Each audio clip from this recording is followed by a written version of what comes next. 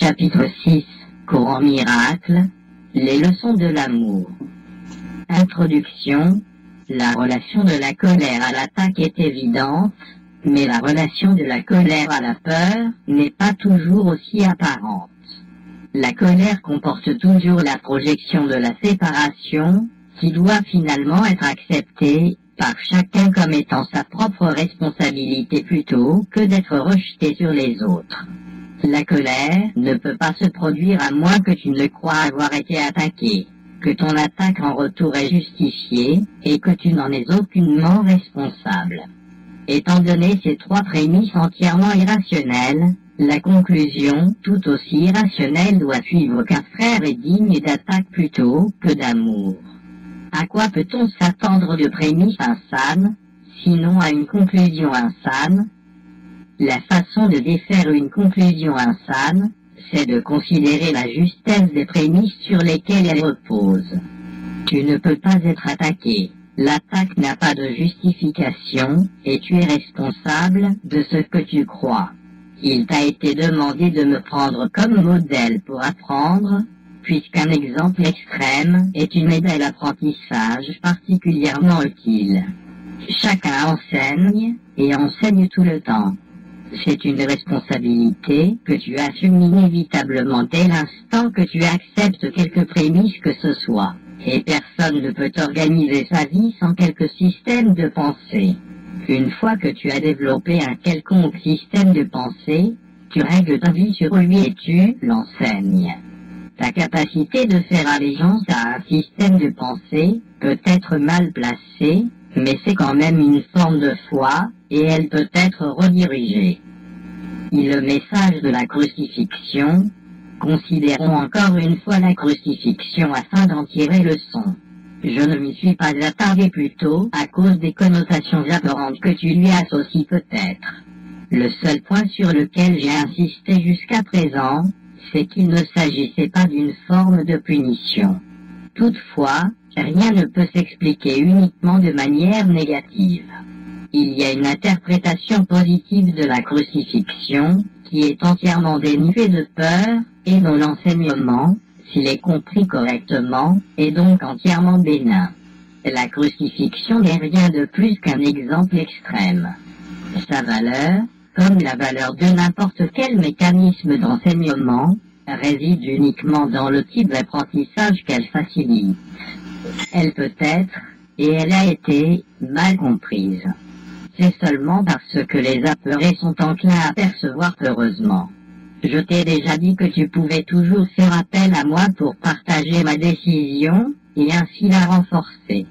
Je t'ai dit aussi que la crucifixion était le dernier voyage inutile que la fidélité avait besoin de faire et qu'elle représentait la délivrance de la peur pour quiconque la comprenait. Comme jusqu'ici, je n'ai insisté que sur la résurrection, le but de la crucifixion et comment elle a en fait mené à la résurrection n'ont pas encore été clarifiés. Néanmoins, elle a une contribution bien précise à apporter à ta propre vie et, si tu veux bien la considérer sans peur, elle t'aidera à comprendre ton propre rôle en tant qu'enseignant. Pendant des années, tu as probablement réagi comme si tu étais crucifié. C'est une tendance marquée chez les séparés, qui refusent toujours de considérer ce qu'ils se sont fait à eux-mêmes. Projection signifie colère, la colère encourage l'assaut, et l'assaut favorise la peur. La signification réelle de la crucifixion réside dans l'apparente intensité de l'assaut de quelques-uns des fils de Dieu sur un autre. Cela, bien sûr, est impossible et doit être pleinement compris comme étant impossible. Autrement, je ne peux pas servir de modèle pour apprendre. En définitive, il ne peut y avoir d'assaut que sur le corps. Il n'y a guère de doute qu'un corps peut en assaillir un autre et peut même le détruire. Or, si la destruction elle-même est impossible, tout ce qui est destructible ne peut être réel. Par conséquent, sa destruction ne justifie pas la colère. Dans la mesure où tu crois qu'elle le fait, tu acceptes de fausses prémices et tu les enseignes à autrui. Le message que la crucifixion était censée enseigner, c'est qu'il n'est pas nécessaire de percevoir une quelconque forme d'assaut dans la persécution, parce que tu ne peux pas être persécuté.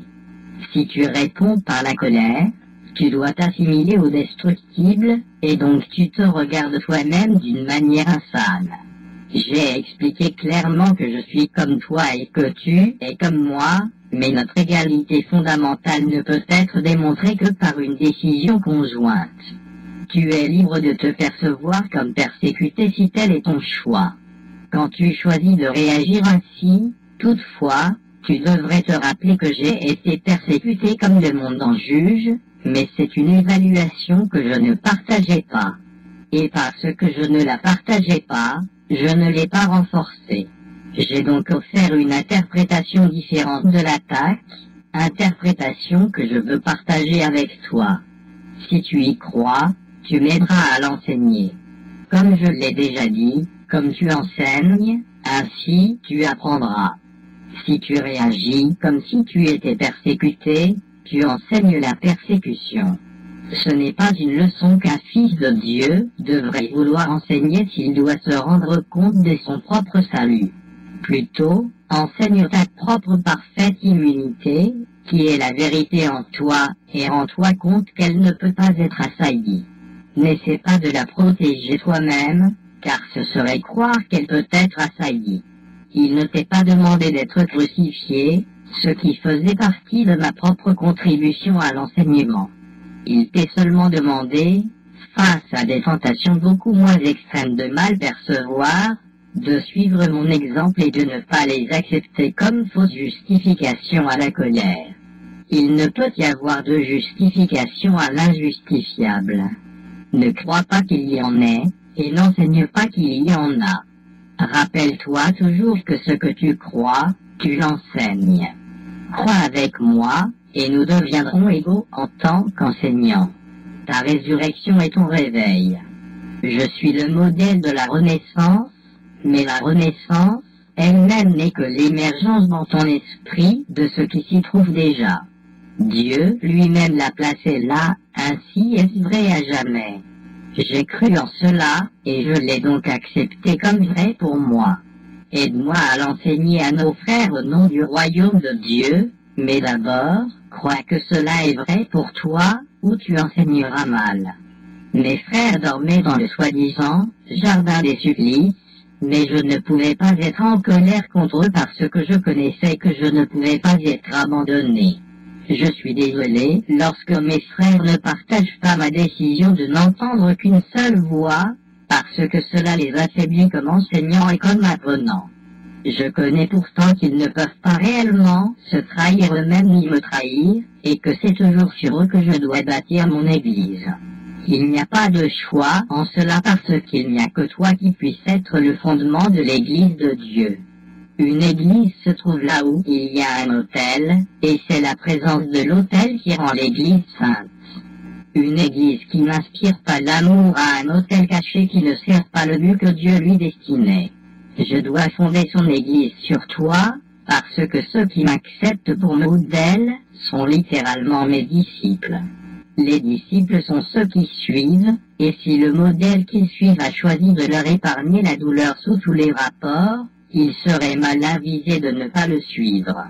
J'ai choisi, pour ton bien et pour le mien, de démontrer que l'assaut le plus monstrueux, tel que l'ego en juge, n'a aucune importance.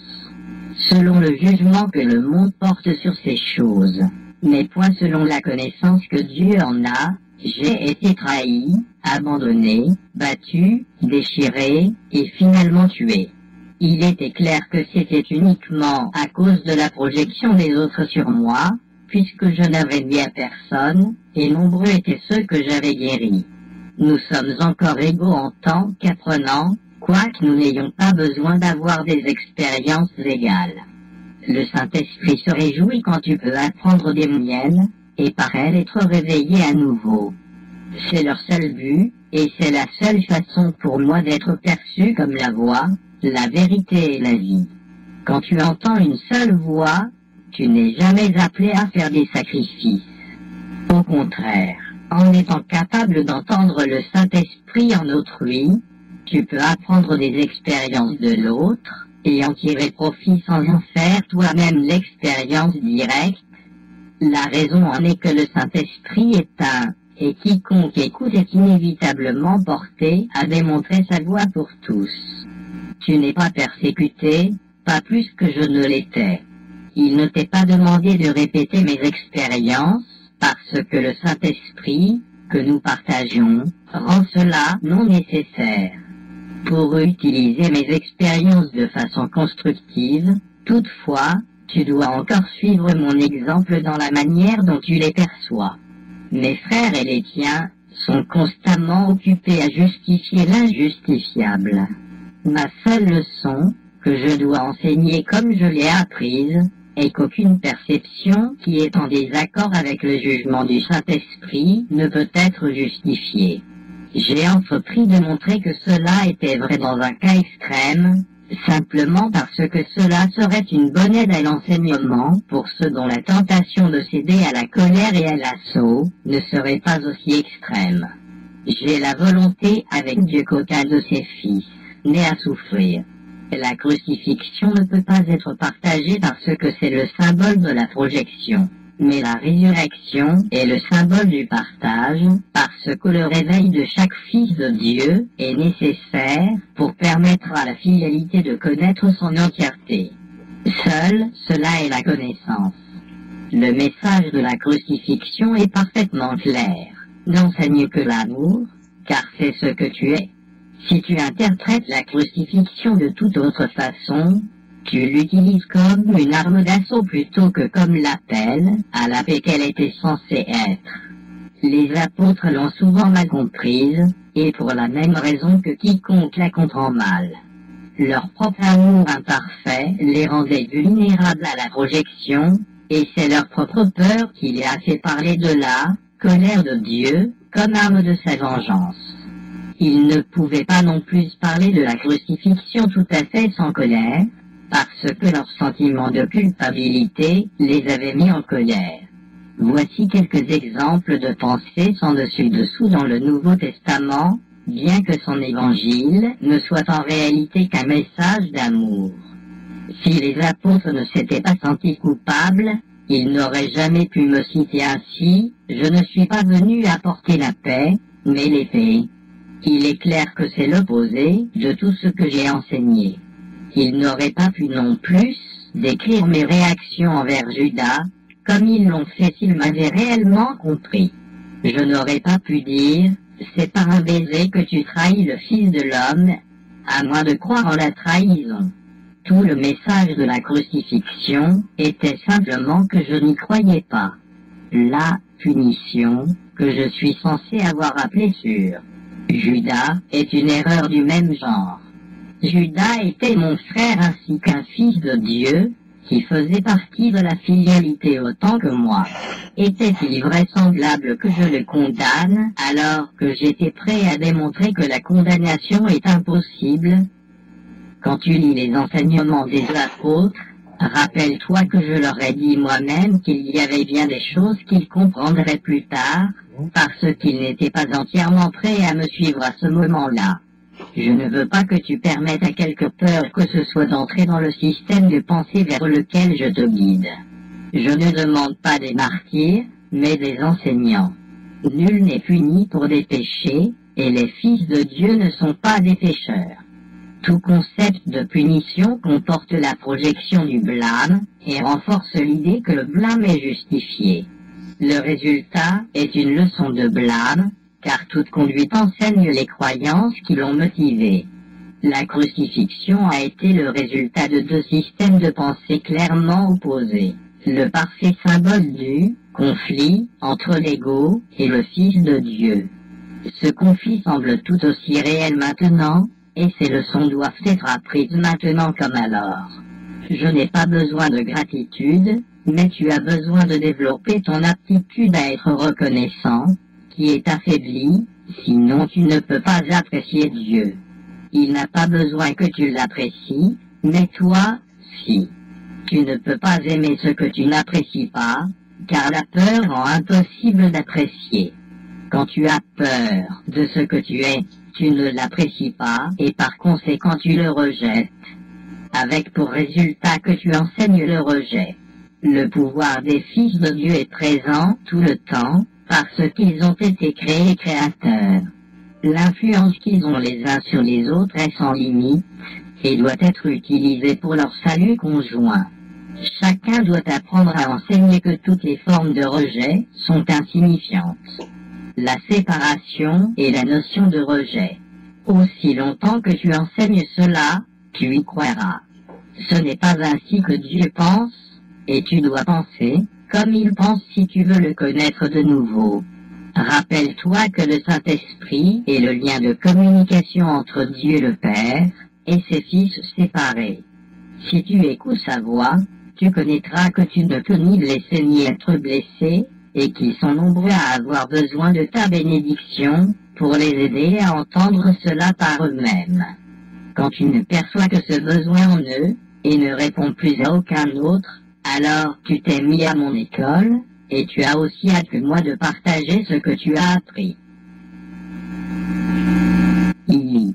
L'alternative à la projection. Toute division dans l'esprit doit comporter le rejet d'une partie de lui, et c'est cela qui est la croyance en la séparation. L'entièreté de Dieu, qui est sa paix, ne peut être appréciée que par un esprit entier, qui reconnaît l'entièreté de la création de Dieu. Par cette reconnaissance, il connaît son Créateur. Exclusion et séparation sont synonymes, comme le sont séparation et dissociation. Nous avons dit plutôt que la séparation était et est une dissociation, et qu'une fois qu'elle s'est produite, la projection devient sa principale défense, ou le mécanisme qui la fait durer. Toutefois, la raison n'est peut-être pas aussi évidente que tu le penses.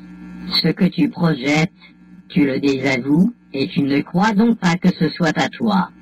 Tu t'exclus toi-même par le jugement, même que tu es différent de celui sur qui tu projettes. Puisque tu as aussi jugé et rejeté ce que tu projettes, tu continues à l'attaquer parce que tu continues à le garder séparé. En faisant cela inconsciemment, tu essaies de garder loin de ta conscience le fait que tu t'es attaqué toi-même, et tu t'imagines ainsi que tu t'es mis en sécurité. Or la projection te blessera toujours. Elle renforce ta croyance en ton propre esprit divisé, et son seul but est de faire durer la séparation. C'est uniquement un mécanisme de l'ego pour te faire sentir différent de tes frères et séparé d'eux. L'ego le justifie en alléguant que cela te fait paraître meilleur que ce qui obscurcit encore davantage ton égalité avec eux. La projection et l'attaque sont inévitablement reliées, parce que la projection est toujours un moyen de justifier l'attaque. La colère sans projection est impossible. L'ego n'utilise la projection que pour détruire ta perception à la fois de toi-même et de tes frères. Le processus commence par exclure quelque chose qui existe en toi, mais que tu ne veux pas, et conduit directement à t'exclure toi-même de tes frères. Toutefois, nous avons appris qu'il y a une alternative à la projection. Chaque aptitude de l'ego a un meilleur usage, parce que ces aptitudes sont dirigées par l'esprit, qui a une meilleure voie.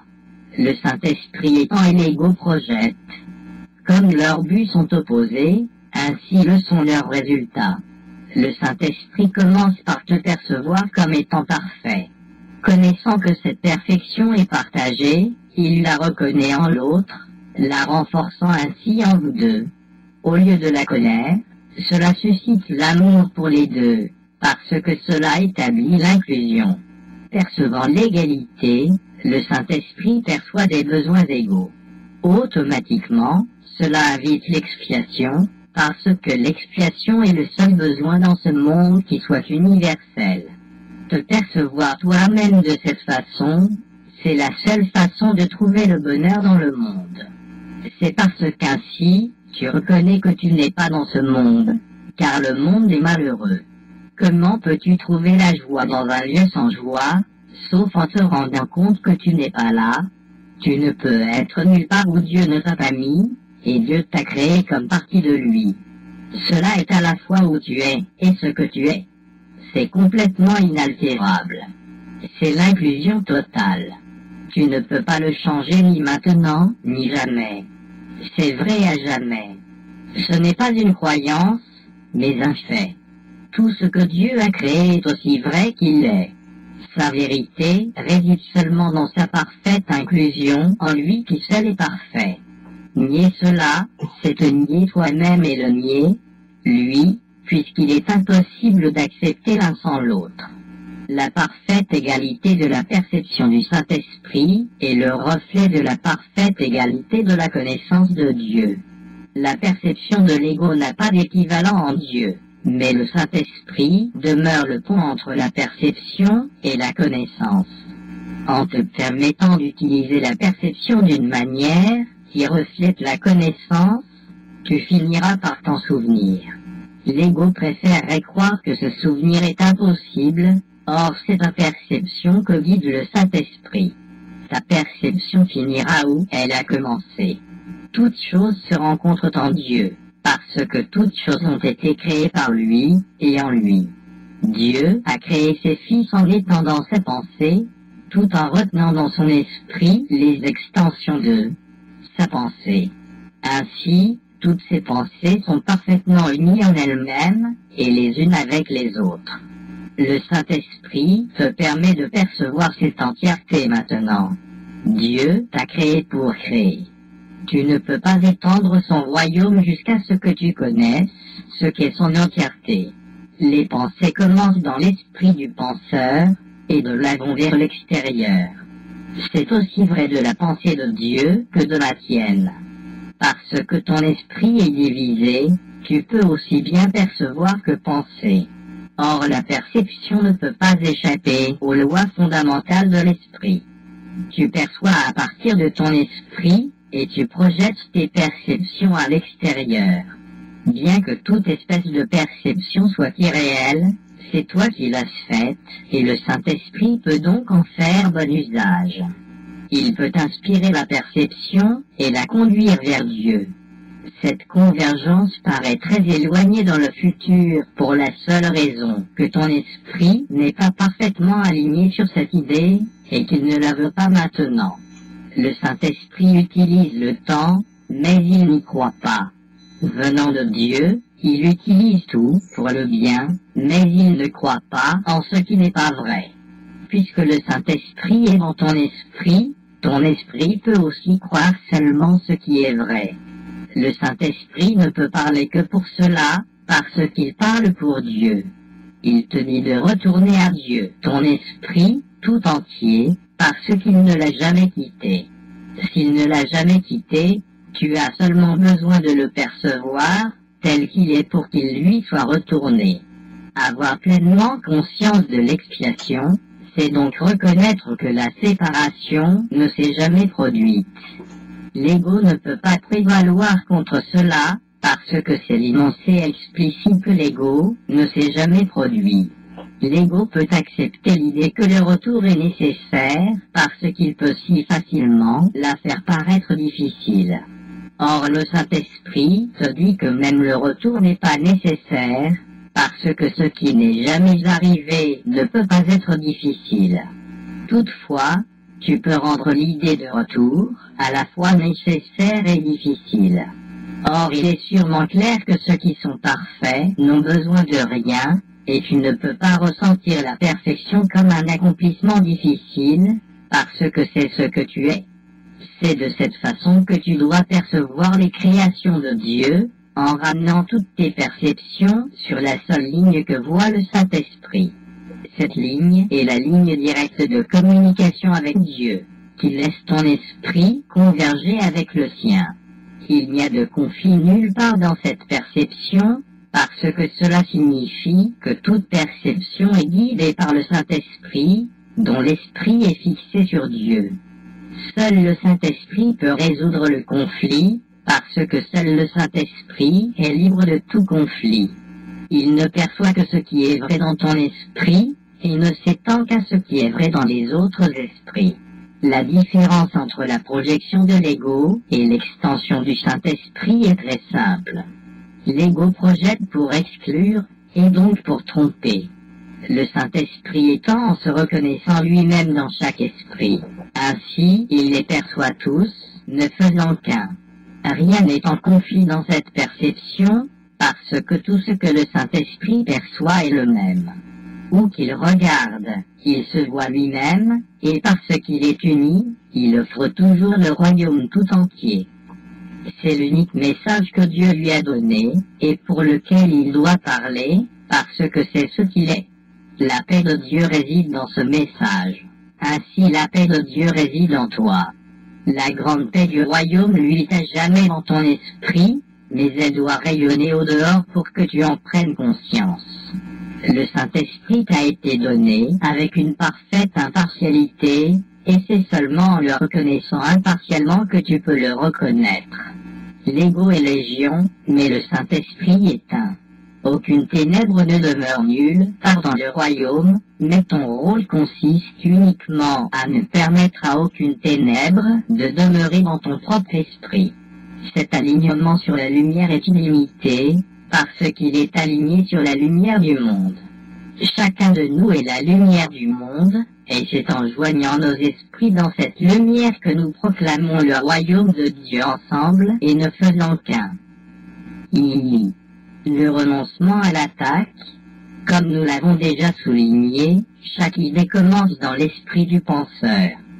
Par conséquent, ce qui s'étend à partir de l'esprit est toujours en lui, et c'est à ce qu'il étend qu'il se connaît lui-même. Connaît est le mot juste ici, parce que le Saint-Esprit tient toujours la connaissance en sécurité dans ton esprit par sa perception impartiale. En n'attaquant rien, il ne pose aucune barrière à la communication de Dieu. Par conséquent, l'être n'est jamais menacé. Ton esprit pareil à Dieu ne peut jamais être profané. L'ego n'en a jamais fait partie, et jamais il n'en fera partie, mais par l'ego, tu peux entendre et enseigner et apprendre ce qui n'est pas vrai. Tu t'es enseigné à croire que tu n'es pas ce que tu es. Tu ne peux pas enseigner ce que tu n'as pas appris, et tu renforces en toi ce que tu enseignes parce que tu le partages. Chaque leçon que tu enseignes, tu l'apprends. C'est pourquoi tu dois enseigner une seule leçon. Si tu dois toi-même être libre de tout conflit, tu ne dois apprendre que du Saint-Esprit et n'enseigner que par lui. Tu n'es qu'amour, mais quand tu nies cela, tu fais de ce que tu es quelque chose dont tu dois apprendre à te souvenir. J'ai dit plutôt que le message de la crucifixion était « n'enseigne que l'amour », car c'est ce que tu es. C'est la seule leçon qui est parfaitement unifiée, parce que c'est la seule leçon qui est une. Ce n'est qu'en l'enseignant que tu peux l'apprendre. Comme tu enseignes, ainsi tu apprendras. Si cela est vrai, et ce l'est en effet, n'oublie pas que ce que tu enseignes t'enseigne. Et ce que tu projettes ou étends, tu le crois. La seule sécurité consiste à étendre le Saint-Esprit, parce qu'en voyant sa douceur en autrui, ton propre esprit se perçoit lui-même comme totalement incapable de nuire. Une fois qu'il peut accepter cela pleinement, il ne voit aucun besoin de se protéger. Alors la protection de Dieu se fait jour en lui, l'assurant qu'il est à jamais en parfaite sécurité. Ceux qui sont en parfaite sécurité sont entièrement bénins. Ils bénissent parce qu'ils connaissent qu'ils sont bénis. Sans anxiété, l'esprit est entièrement bon, et parce qu'il est en la bienfaisance, il est bienfaisant. La sécurité est le renoncement complet à l'attaque. En cela, il n'y a pas de compromis possible. Enseigne l'attaque sous n'importe quelle forme, et tu l'as apprise, et elle te blessera. Or cet apprentissage n'est pas immortel, et tu peux le désapprendre en ne l'enseignant point. Puisque tu ne peux pas ne pas enseigner, ton salut est d'enseigner l'exact opposé de tout ce que croit l'ego. C'est ainsi que tu apprendras la vérité qui te rendra libre et te gardera libre, tandis que d'autres l'apprendront de toi. La seule façon d'avoir la paix, c'est d'enseigner la paix. En enseignant la paix, tu dois l'apprendre toi-même, parce que tu ne peux pas enseigner ce que tu dissocies encore. C'est la seule façon pour toi de regagner la connaissance que tu as jetée. Une idée que tu partages, tu dois l'avoir. Elle s'éveille dans ton esprit par la conviction de l'enseigner. Tout ce que tu enseignes, tu l'apprends. N'enseigne que l'amour, et apprends que l'amour est à toi et que tu es l'amour. IV. La seule réponse. Rappelle-toi que le Saint-Esprit est la réponse et non la question. L'ego parle toujours en premier. Il est capricieux, et il ne veut pas le bien de son faiseur. Il croit, et à juste titre, que son faiseur pourrait lui retirer son soutien à tout moment. S'il voulait ton bien, il s'en réjouirait, comme le Saint-Esprit se réjouira, lorsqu'il t'aura ramené chez toi et que tu n'auras plus besoin qu'il te guide. L'ego ne se considère pas comme une partie de toi. Là réside son erreur principale, le fondement de tout son système de pensée. Lorsque Dieu t'a créé, il t'a fait partie de lui. C'est pourquoi l'attaque est impossible à l'intérieur du royaume. Tu as fait l'ego sans amour, ainsi il ne t'aime pas. Tu ne pouvais pas rester dans le royaume sans amour, et puisque le royaume est l'amour, tu crois être sans lui. Cela permet à l'ego de se considérer comme séparé à l'extérieur de son faiseur, parlant ainsi pour la partie de ton esprit qui croit que tu es séparé à l'extérieur de l'esprit de Dieu. Alors l'ego a soulevé la première question, qui ait jamais été posée, mais à laquelle il ne peut jamais répondre. Cette question, qu'es-tu, fut le commencement du doute. Depuis lors, l'ego n'a jamais répondu à aucune question, bien qu'il en ait soulevé un grand nombre. Les activités les plus inventives de l'ego n'ont jamais fait plus qu'obscurcir la question, parce que tu possèdes la réponse, et l'ego a peur de toi. Tu ne peux pas comprendre le conflit jusqu'à ce que tu comprennes pleinement ce fait fondamental, l'ego ne peut rien connaître. Le Saint-Esprit ne parle pas en premier, mais il répond toujours. Chacun a fait appel à lui pour avoir de l'aide à un moment ou à un autre, d'une façon ou d'une autre, et a trouvé réponse. Puisque le Saint-Esprit répond véritablement, il répond pour tous les temps, ce qui signifie que chacun possède la réponse maintenant. L'ego ne peut pas entendre le Saint-Esprit, mais il croit qu'une partie de l'esprit qu'il a fait est contre lui.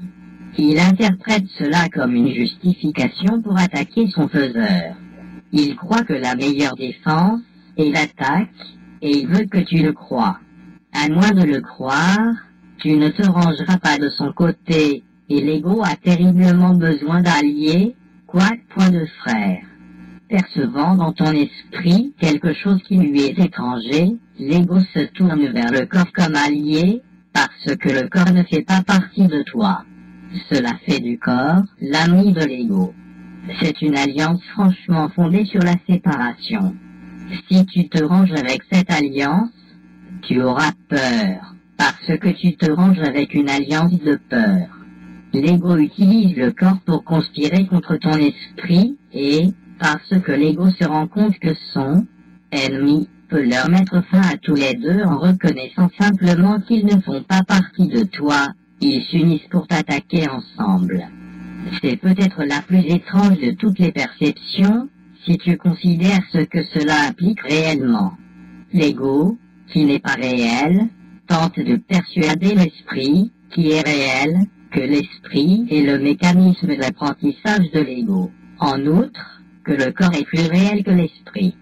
Personne dans son juste esprit ne pourrait croire cela, et personne dans son juste esprit ne le croit. Entends donc l'unique réponse du Saint-Esprit à toutes les questions que soulève l'ego.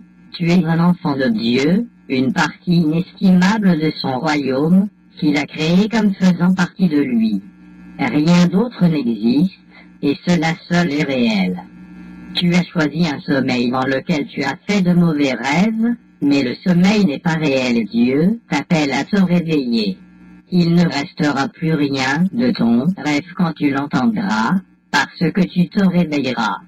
Tes rêves contiennent beaucoup des symboles de l'ego, et ils ont jeté la confusion en toi. Or c'est uniquement parce que tu dormais et ne connaissais pas. Quand tu te réveilleras, tu verras la vérité autour de toi et en toi, et tu ne croiras plus dans les rêves parce qu'ils n'auront pas de réalité pour toi. Or le royaume et tout ce que tu as créé là auront une grande réalité pour toi, parce qu'ils sont beaux et vrais. Dans le royaume où tu es, et ce que tu es est parfaitement certain. Il n'y a pas de doute, parce que la première question n'a jamais été posée. Ayant enfin reçu sa pleine réponse, elle n'a jamais été. Seul l'être vit dans le royaume, où tout vit en Dieu sans faire question. Le temps passé à poser des questions dans le rêve a fait place à la création et à son éternité. Tu es aussi certain que Dieu, parce que tu es aussi vrai que lui, mais ce qui autrefois était certain dans ton esprit est devenu une simple aptitude à la certitude. L'introduction des aptitudes dans l'être fut le commencement de l'incertitude, parce que les aptitudes sont des potentialités et non des accomplissements. Tes aptitudes n'ont aucune utilité en présence des accomplissements de Dieu, ainsi que des tiens. Les accomplissements sont des résultats qui ont été accomplis. Lorsqu'ils sont parfaits, les aptitudes deviennent insignifiantes. Il est curieux que ceux qui sont parfaits doivent maintenant être perfectionnés. En fait, c'est impossible. Rappelle-toi, toutefois, que lorsque tu te mets dans une situation impossible, tu crois que l'impossible est possible. Les aptitudes doivent d'abord être développées pour que tu puisses les utiliser. Cela n'est pas vrai de tout ce que Dieu a créé, mais c'est la solution la plus douce possible pour ce que tu as fait. Dans une situation impossible, tu peux développer tes aptitudes jusqu'au point où elles peuvent t'en faire sortir. Tu as un guide pour comment les développer, mais tu n'as d'autre commandant que toi-même. Cela te laisse en charge du royaume, avec à la fois un guide pour le trouver et un moyen de le garder. Tu as un modèle à suivre qui renforcera ton commandement, sans jamais le diminuer en aucune façon. C'est donc toi qui gardes la place centrale dans ton esclavage imaginaire, ce qui en soi démontre bien que tu n'es pas en esclavage. Tu es dans une situation impossible uniquement parce que tu penses que c'est possible de l'être. Tu serais dans une situation impossible si Dieu te montrait ta perfection et te prouvait que tu étais dans l'erreur.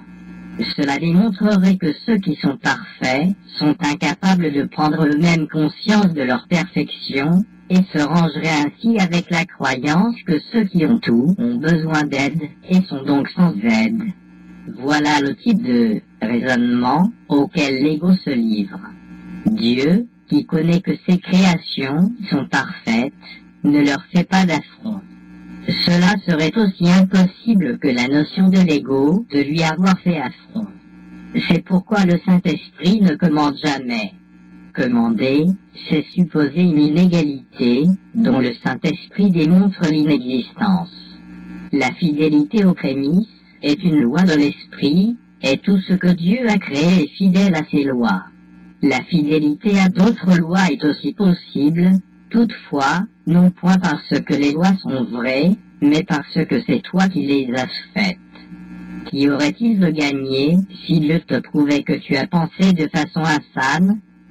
Dieu peut-il perdre sa propre certitude? J'ai souvent dit que tu es ce que tu enseignes. Voudrais-tu que Dieu t'enseigne que tu as péché? S'il confondait le soi que tu as fait avec la vérité qu'il a créée pour toi, comment pourrais-tu ne pas avoir peur? Tu douterais de ton juste esprit, qui est le seul endroit où tu puisses trouver la santé d'esprit qu'il t'a donnée. Dieu n'enseigne pas. Enseigner, c'est supposer un manque, et Dieu connaît qu'il n'y en a pas. Dieu n'est pas un conflit. L'enseignement vise au changement, mais Dieu n'a créé que l'inchangeable. La séparation n'a pas été une perte de perfection, mais une rupture dans la communication. Une forme de communication rude et stridente surgit comme étant la voix de l'ego. Elle ne pouvait pas fracasser la paix de Dieu, mais elle pouvait fracasser la tienne. Dieu ne l'a pas effacé, parce que l'hérédité eût été l'attaquer. Étant mis en question, il ne mit pas en question. Il ne fit que donner la réponse. Sa réponse est ton enseignant. Les leçons du Saint-Esprit, comme tout bon enseignant, le Saint-Esprit en connaît plus que tu n'en connais maintenant, mais il n'enseigne que pour te rendre égal à lui. Tu t'étais déjà enseigné faussement, ayant cru ce qui n'était pas vrai. Tu ne croyais pas en ta propre perfection. Dieu t'enseignerait-il que tu as fait un esprit divisé, quand il ne connaît ton esprit qu'entier? Ce que Dieu connaît, c'est que ses canaux de communication ne lui sont pas ouverts, de sorte qu'il ne peut pas impartir sa joie, et connaître que ses enfants sont entièrement joyeux. Donner sa joie est un processus continu, non dans le temps, mais dans l'éternité. L'extension de Dieu vers l'extérieur, mais non sa complétude, est bloquée quand la fidélité ne communique pas avec lui en ne faisant qu'un. Alors il a pensé, mes enfants dorment et doivent être réveillés.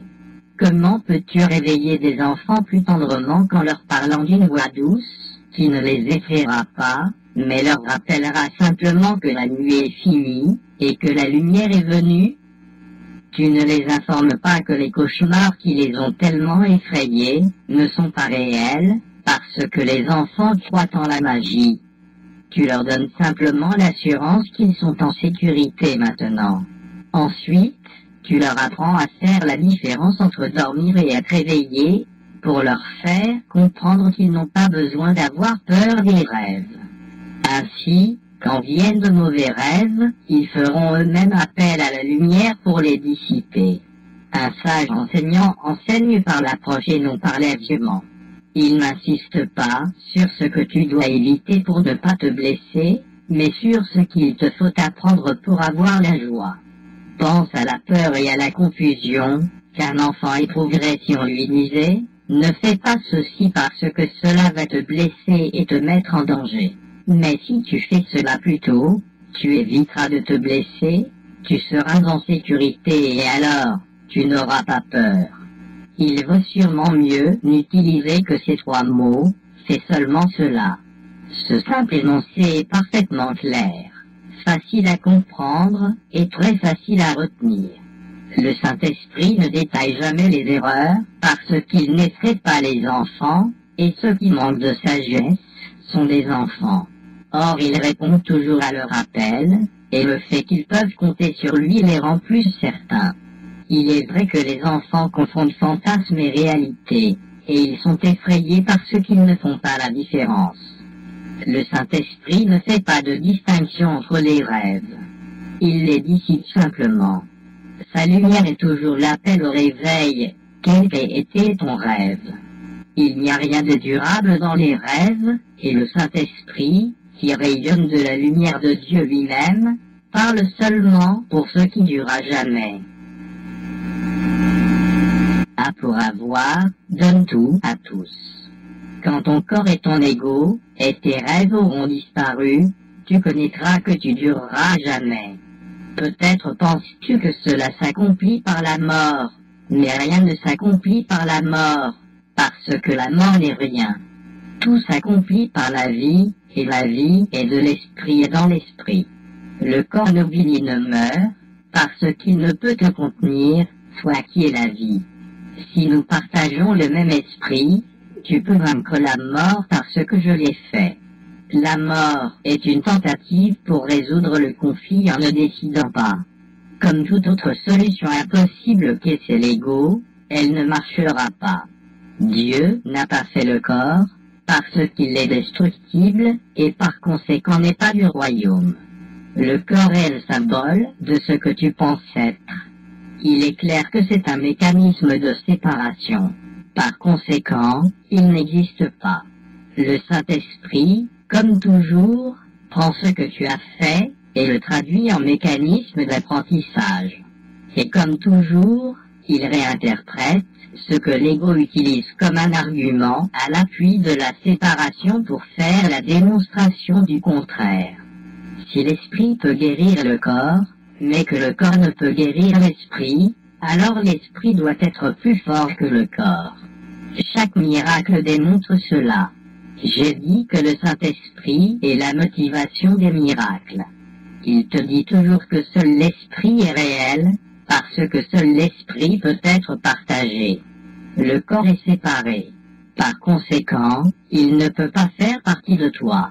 Être d'un même esprit est signifiant, mais être d'un même corps est insignifiant. Selon les lois de l'esprit, donc, le corps est insignifiant. Pour le Saint-Esprit, il n'y a pas d'ordre de difficulté dans les miracles. Cela t'est maintenant assez familier, mais ce n'est pas encore devenu crédible. Par conséquent, tu ne le comprends pas et tu ne peux pas l'utiliser.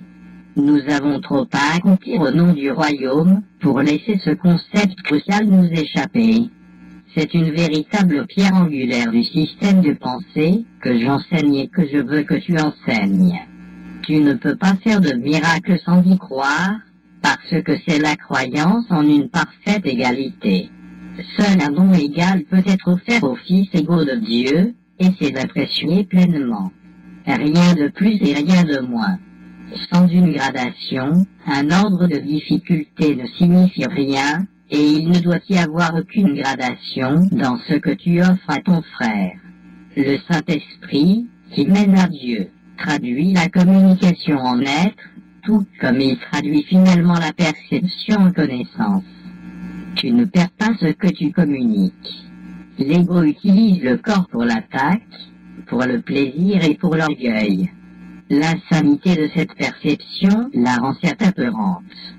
Le Saint-Esprit voit le corps uniquement comme un moyen de communication, et parce que la communication est un partage, elle devient communion. Peut-être penses-tu que la peur aussi bien que l'amour peut être communiquée, et qu'elle peut donc être partagée. Or cela n'est pas aussi réel qu'il peut le paraître. Ceux qui communiquent la peur favorisent l'attaque, et l'attaque rend toujours la communication, la rendant impossible. Il est vrai que les égos se joignent dans des allégeances temporaires, mais c'est toujours en vue de ce que chacun peut obtenir séparément. Le Saint-Esprit communique seulement ce que chacun peut donner à tous. Il ne reprend jamais rien, parce qu'il veut que tu le gardes. Par conséquent, son enseignement commence par cette leçon, pour avoir, donne tout à tous. C'est une étape très préliminaire, et c'est la seule que tu dois entreprendre par toi-même. Il n'est même pas nécessaire que tu complètes l'étape toi-même, mais il est nécessaire que tu te tournes dans cette direction. Ayant choisi d'aller dans cette voie, tu te places en charge du voyage, où toi et toi seul dois demeurer. Il te semblera peut-être que cette étape exacerbe le conflit au lieu de le résoudre, parce que c'est l'étape initiale pour renverser ta perception et la remettre à l'endroit. Cela entre en conflit avec la perception, sans dessus-dessous que tu n'as pas encore abandonné, sinon le changement de direction n'aurait pas été nécessaire. Certains demeurent très longtemps sur cette étape, et le conflit est ressenti très intensément. Il se peut qu'à ce stade, ils essaient d'accepter le conflit plutôt que de passer à l'étape suivante, menant à sa résolution. Toutefois, ayant fait le premier pas, ils recevront de l'aide. Une fois qu'ils ont choisi ce qu'ils ne peuvent compléter seuls, ils ne sont plus seuls. B. Pour avoir la paix, enseigne la paix pour l'apprendre. Tous ceux qui croient en la séparation ont une peur fondamentale de la riposte et de l'abandon. Ils croient en l'attaque et le rejet. Ainsi, c'est ce qu'ils perçoivent, enseignent et apprennent. Il est clair que ces idées insanes résultent de la dissociation et de la projection. Ce que tu enseignes, c'est ce que tu es, mais il est très apparent que tu peux enseigner faussement et que tu peux donc t'enseigner ce qui est faux. Beaucoup ont pensé que je les attaquais, même s'il était apparent que je ne le faisais pas. Un apprenant insane apprend d'étranges leçons. Ce que tu dois reconnaître, c'est qu'en ne partageant pas un système de pensée, tu l'affaiblis. Par conséquent, ceux qui y croient perçoivent cela comme une attaque dirigée contre eux. c'est que chacun s'identifie avec son système de pensée, et chaque système de pensée est centré sur ce que tu crois être. Si le centre du système de pensée est vrai, seule la vérité s'étend à partir de lui.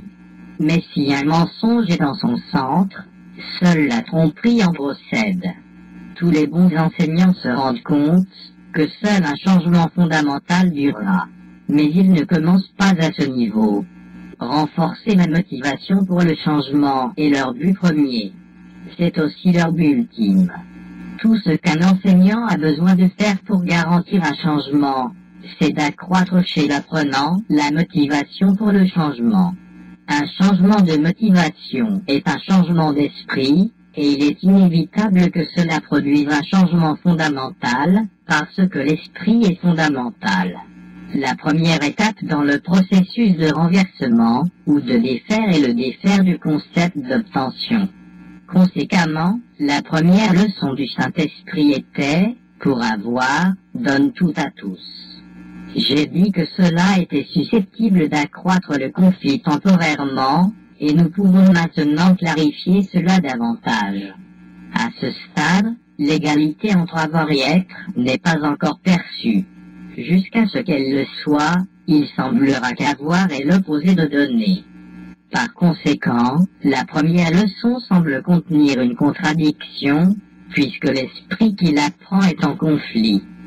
Cela signifie qu'il y a conflit de motivation, et la leçon ne peut donc pas encore être apprise de façon cohérente.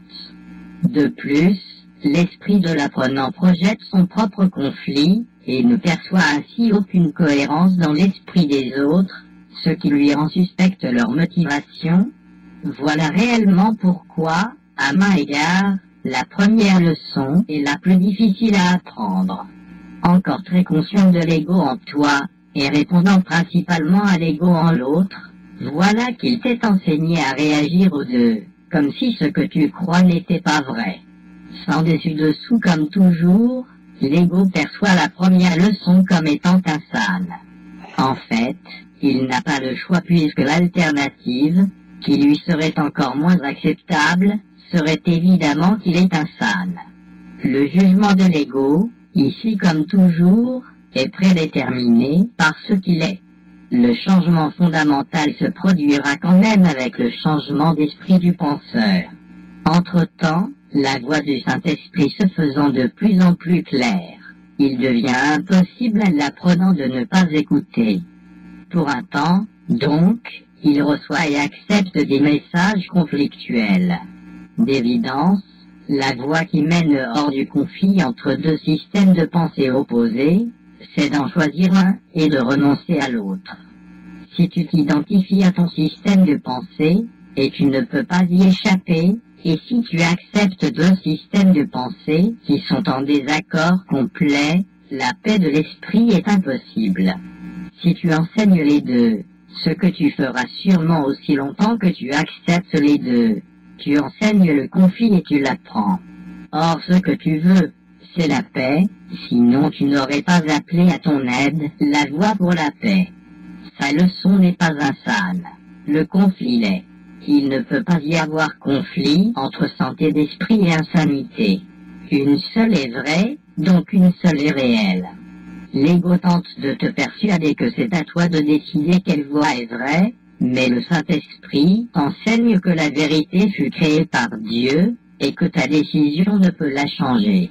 Lorsque tu commences à te rendre compte du pouvoir tranquille de la voix du Saint-Esprit et de sa parfaite constance, il doit aussi commencer à se faire jour dans ton esprit que tu essaies de défaire une décision qui fut prise pour toi irrévocablement.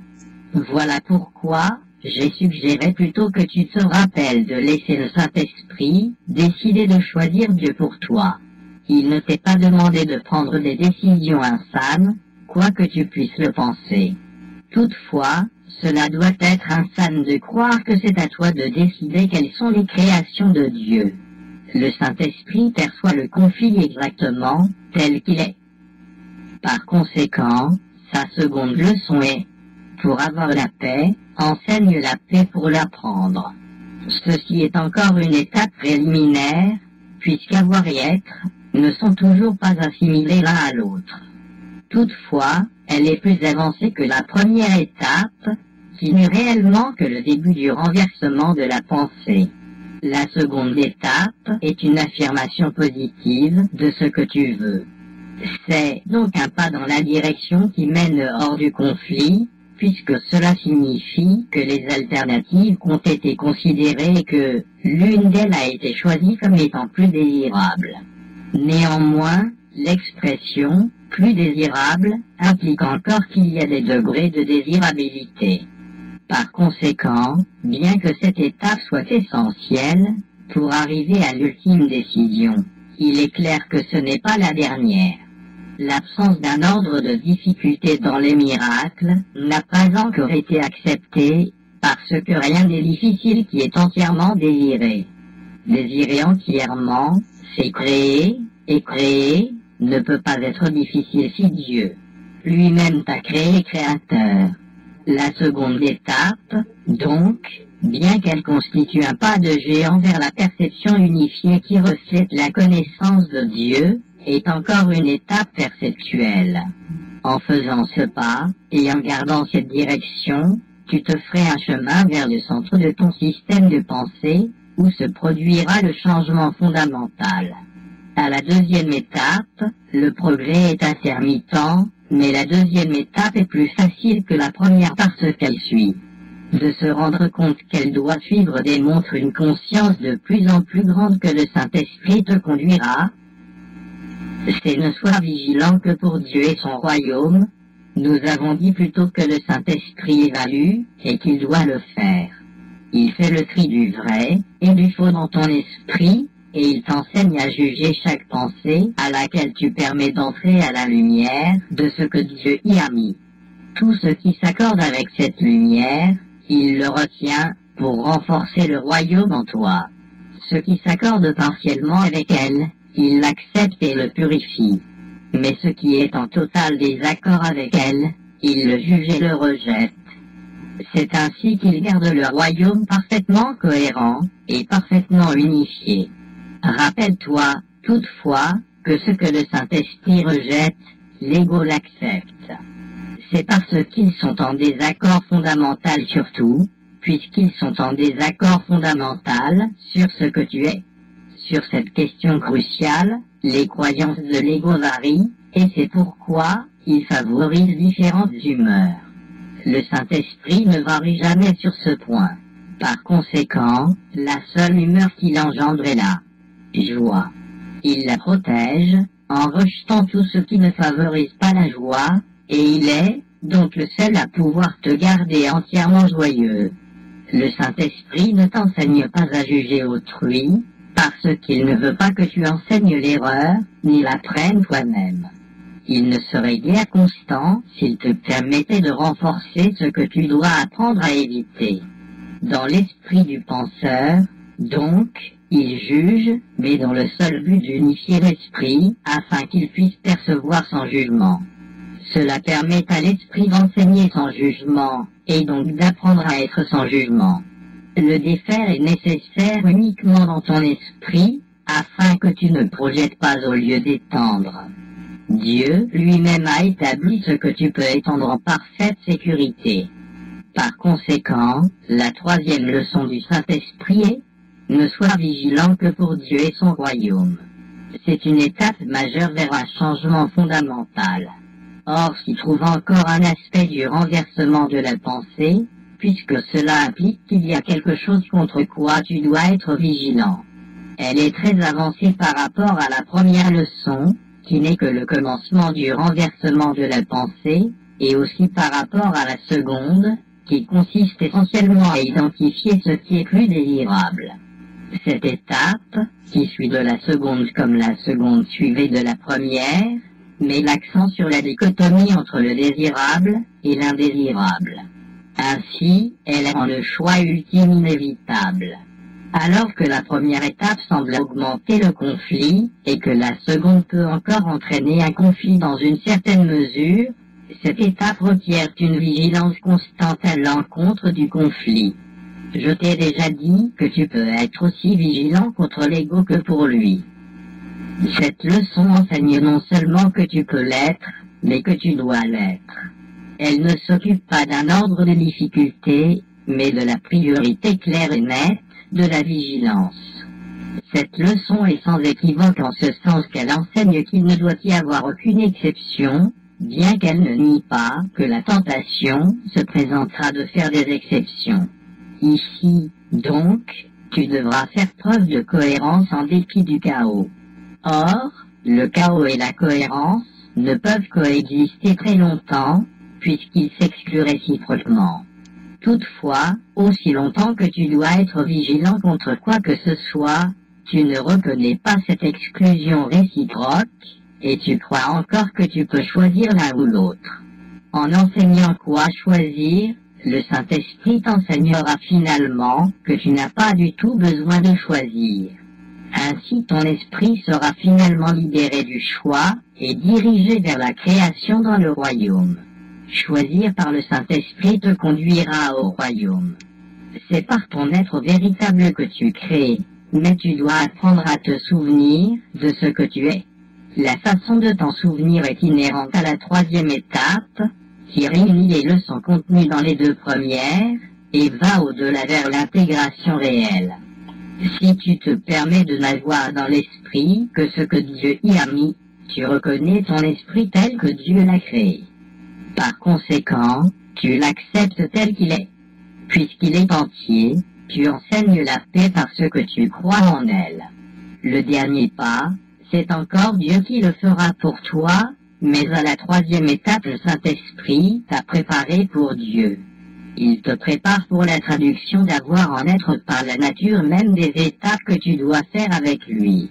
Tu apprends d'abord qu'avoir repose sur, donner, et non sur obtenir. Ensuite, tu apprends que ce que tu enseignes, tu l'apprends, et que tu veux apprendre la paix. Telle est la condition pour t'identifier avec le royaume, puisque c'est la condition du royaume. Tu as cru que tu étais sans le royaume, et dans ta croyance, tu t'en es donc exclu.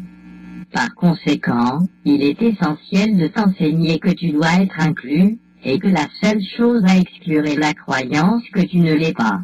Ainsi, la troisième étape est une protection pour ton esprit, te permettant de t'identifier seulement avec son centre, où Dieu a placé l'autel à lui-même.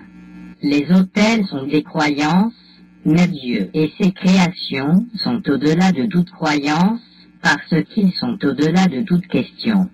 La voie pour Dieu ne parle que pour la croyance au-delà de toute question, qui est la préparation en vue d'être sans aucune question. Tant que ta croyance en Dieu et en son royaume est assaillie par quelque doute dans ton esprit, son parfait accomplissement ne t'est pas apparent. C'est pourquoi tu dois être vigilant au nom de Dieu. L'ego parle contre sa création, et par conséquent, il engendre le doute. Tu ne peux pas aller au-delà de la croyance jusqu'à ce que tu crois pleinement. D'enseigner la fidélité, tout entière sans exception, démontre que tu perçois son entièreté, et que tu as appris qu'elle est une. Maintenant, tu dois être vigilant pour garder son unité dans ton esprit, parce que si tu laisses entrer le doute, tu perdras conscience de son entièreté, et tu seras incapable de l'enseigner. L'entièreté du royaume ne dépend pas de ta perception, mais ta conscience de son entièreté en dépend. C'est seulement ta conscience qui a besoin de protection, puisque l'être ne peut pas être assailli. Or, tu ne peux pas avoir un réel sentiment d'être aussi longtemps que tu doutes de ce que tu es. C'est pourquoi la vigilance est essentielle. Il ne faut pas que des doutes quant à être entrent dans ton esprit, sinon tu ne pourras pas connaître ce que tu es avec certitude. La certitude est de Dieu pour toi. La vigilance n'est pas nécessaire pour la vérité, mais elle est nécessaire contre les illusions. La vérité est sans illusion, donc elle est dans le royaume. Tout ce qui est à l'extérieur du royaume est illusion. Quand tu as jeté la vérité, tu t'es vu toi-même, comme si tu étais sans elle. En faisant un autre royaume auquel tu accordais de la valeur, tu n'as pas gardé uniquement le royaume de Dieu dans ton esprit. Ainsi, Tu as placé une partie de ton esprit à l'extérieur du royaume. Ce que tu as fait a emprisonné ta volonté et t'a donné un esprit malade qui doit être guéri. Ta vigilance contre cette maladie est la façon de le guérir. Une fois que ton esprit est guéri, il rayonne la santé et par là, il enseigne la guérison. Cela t'établit comme un enseignant qui enseigne comme moi. La vigilance était requise de moi autant qu'elle l'est de toi, et ceux qui choisissent d'enseigner la même chose doivent être d'accord sur ce qu'ils croient. La troisième étape, donc, est l'énoncé de ce que tu veux croire, et entraîne le désir de renoncer à tout le reste. Le Saint-Esprit te permettra de faire ce pas, si tu le suis. Ta vigilance est le signe que tu veux qu'il te guide. La vigilance exige un effort, mais seulement jusqu'à ce que tu apprennes que l'effort lui-même n'est pas nécessaire. Tu as déployé d'énormes efforts pour préserver ce que tu as fait parce que ce n'était pas vrai. Par conséquent, c'est contre cela que tu dois maintenant diriger tes efforts. Cela seul peut annuler le besoin d'effort et faire appel à l'être qui est à la fois ce que tu as et ce que tu es. Cette reconnaissance n'exige absolument aucun effort, puisqu'il est déjà vrai et n'a besoin d'aucune protection. Il est dans la parfaite sécurité de Dieu. Par conséquent, l'inclusion est totale et la création est sans limite.